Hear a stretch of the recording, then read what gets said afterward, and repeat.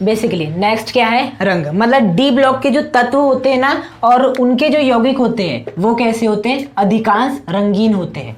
क्या होते हैं, रंगीन होते हैं। हाँ, और रंगीन होने का कारण भी बताऊंगा, लेकिन सबसे पहले समझो डी ब्लॉक के जितने भी तत्व है अधिकांश वे सभी क्या होते हैं, रंगीन होते हैं। और उनसे बनने वाले यौगिक भी रंगीन होते हैं। जैसे कि यदि मैं बात करूं आपके वेनेडियम, संक्रमण तत्व है, क्या है आपका वेनेडियम, डी ब्लॉक का तत्व है, और इसके द्वारा जो यौगिक बनाया जाता है उसका नाम क्या है, V2O5।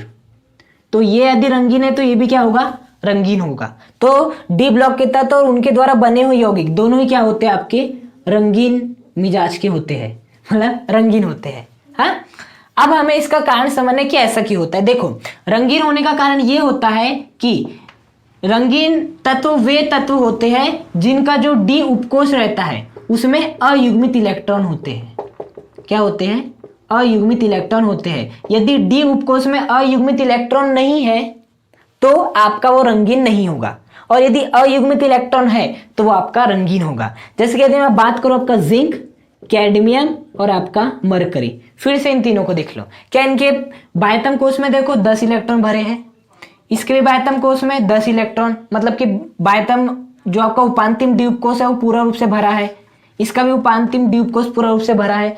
पूरा रूप से भरा है मतलब डी क्या होता है, 1 2 3 4 5 6 7 8 9 10। देखो, जिंक की बात करें, कैडमियम की बात करें, मरकरी बात करें, इन सभी में क्या अयुग्मित इलेक्ट्रॉन है, नहीं है। और यदि अयुग्मित इलेक्ट्रॉन नहीं होंगे तो रंगीन भी नहीं होंगे। अयुग्मित इलेक्ट्रॉन है तभी वो आपके रंगीन होंगे। हाँ, तो बेसिकली डी ब्लॉक के वे तत्व जिनमें जिसका जो उपांतिम डी उपकोष होता है उनमें यदि अयुग्मित इलेक्ट्रॉन उपस्थित है तो वे ही रंगीन होते हैं। हाँ, और जिनके डी उपकोष में अयुग्मित इलेक्ट्रॉन नहीं है वे रंगीन नहीं होते हैं।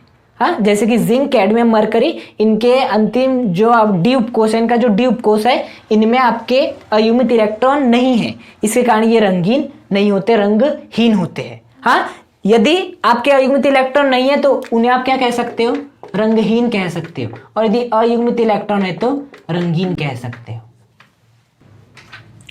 क्वेश्चन आपका Cu+ रंगहीन होता है, मतलब रंग उत्पन्न नहीं करता, जबकि Cu2+ रंगीन होता है, रंग उत्पन्न करता है। उसका कारण क्या है, देखो, कोई यौगिक रंगीन है या रंगहीन है इसका निर्धारण होता है केवल अयुग्मित इलेक्ट्रॉनों से होता है। यदि अयुग्मित इलेक्ट्रॉन है तो वो रंगीन होगा, अयुग्मित इलेक्ट्रॉन नहीं है तो वो रंगहीन होगा। हाँ, तो Cu+ Cu2+ में जाने से पहले सबसे पहले कॉपर को देखो। हाँ, कॉपर का जो परमाणु क्रमांक होता है वो क्या होता है, 29 के हिसाब से इलेक्ट्रॉन विन्यास लिखो, 1s2 2s2 2p6 3s2 3p6 4s1 3d10, ये होता है आपका। हाँ, कॉपर का ये होता है आपका इलेक्ट्रॉनिक विन्यास। अब यहां पर जाओ, सबसे पहले Cu+ में जाओ। Cu के ऊपर प्लस है, मतलब प्लस कब आता है, एक इलेक्ट्रॉन निकलने पर। एक इलेक्ट्रॉन निकला है तो 1+, 2 निकला है तो 2+। हाँ, अभी कितने इलेक्ट्रॉन निकले, एक इलेक्ट्रॉन निकले, क्योंकि 1+ दिख रहा है आपको Cu के ऊपर। तो अब आपको सोचना है कि आपको एक इलेक्ट्रॉन निकालना है। एक इलेक्ट्रॉन कहां से निकालोगे, यहां से निकालोगे, यहां से निकालोगे, या कहां से निकालोगे। हमेशा याद रखना, जैसे कि आपका ये क्या है, कोई तत्व है।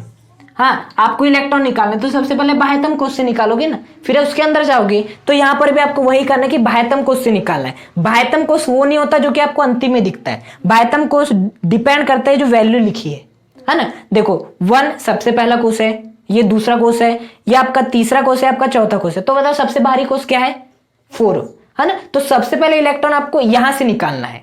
तो देखो, Cu के ऊपर है, एक प्लस है, मतलब इससे एक इलेक्ट्रॉन निकाल लिया गया है। एक इलेक्ट्रॉन कहां से निकाला जाता है, बाह्यतम कोष से। बाह्यतम कोष 4s है, तो 4s से क्या निकाल लिया गया है, इलेक्ट्रॉन। तो 1s2 2s2 2p6 3s2 3p6, एक इलेक्ट्रॉन हमने निकाल लिए। तो यहां पर क्या हो जाएगा आपका 4s0, और ये क्या हो जाएगा आपका 3d10 ही रहेगा, 3d10 ही रहेगा। अब देखो, यदि मैं D को बनाऊं, यहां पर D को बनाऊं, 1 2 3 4 5 बनाओ D को, 1 2 3 4 5 6 7 8 9 10।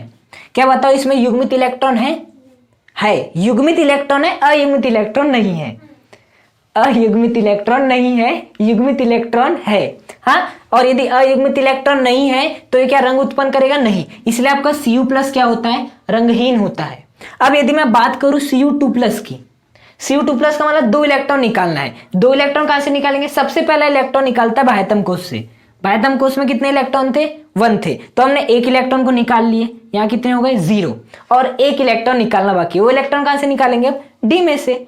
हाँ, सबसे पहले बाह्यतम फिर अंदर जाएंगे, तो अब डी में से निकालेंगे। तो डी में से हम 1 इलेक्ट्रॉन निकालेंगे तो यहाँ पर कितने हो जाएंगे? 9 मतलब कि यहाँ पर ये वाला इलेक्ट्रॉन हट जाएगा। तो यहाँ पर क्या दिखेगा आपको? 1 अयुग्मित इलेक्ट्रॉन मिलेगा। और यदि एक भी अयुग्मित इलेक्ट्रॉन होता है तो वो यौगिक क्या होता है? रंगीन होता है।